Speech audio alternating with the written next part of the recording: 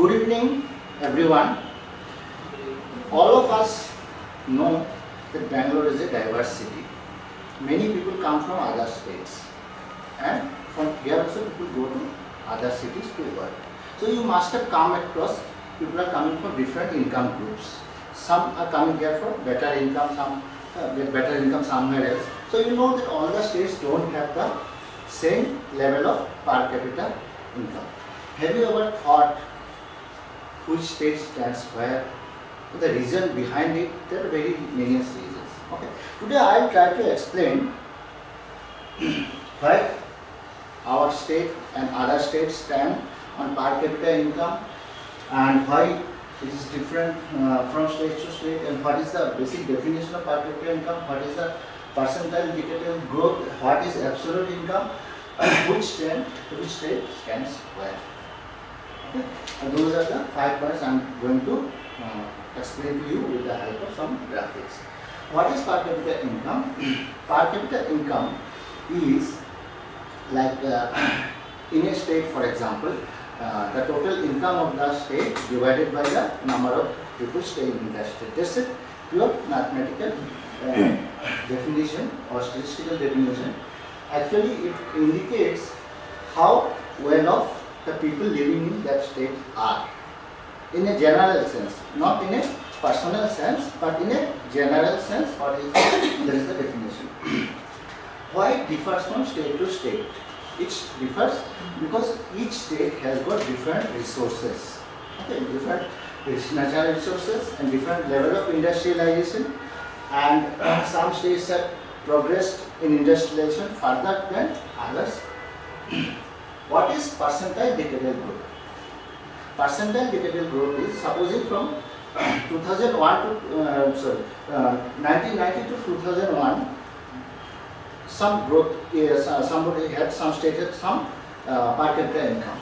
As compared to that, the next decade, this is 2001 to 2011, what is the growth that happened? That is called the percentile decadal growth. Okay. The decade is percentile growth. What is the absolute income or absolute per capita income? I mean, at the end of the decade, we are talking of 2011 as the benchmark. Then at that point, what is the average per capita income of people living in that state? That is the absolute income of people in that state. Which state stands where? For that I need some graphic.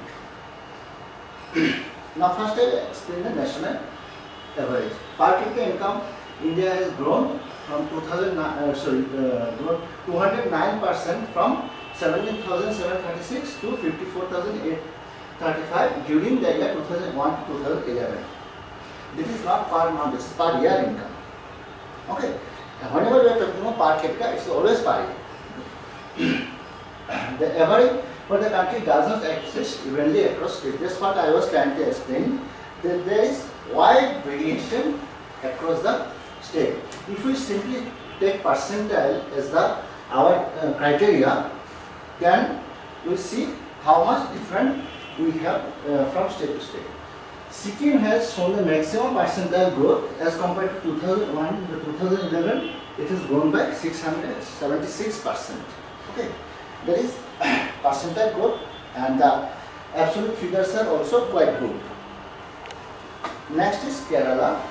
It has grown by 582%, but the absolute figures are much less than Sikkim.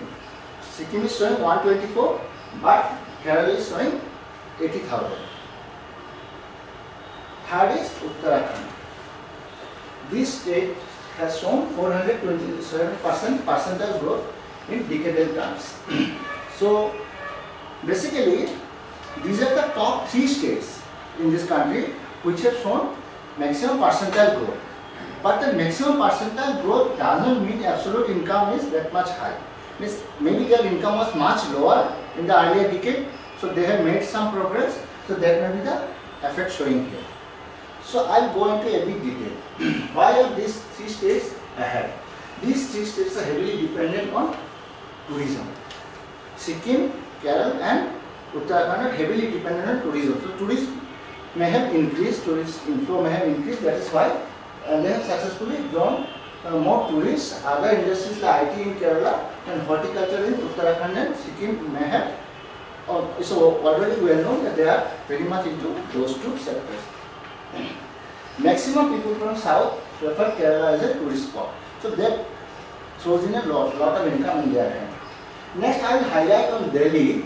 You see, if you take absolute income as the basis, then Delhi is very high in the, it's actually the highest in the country.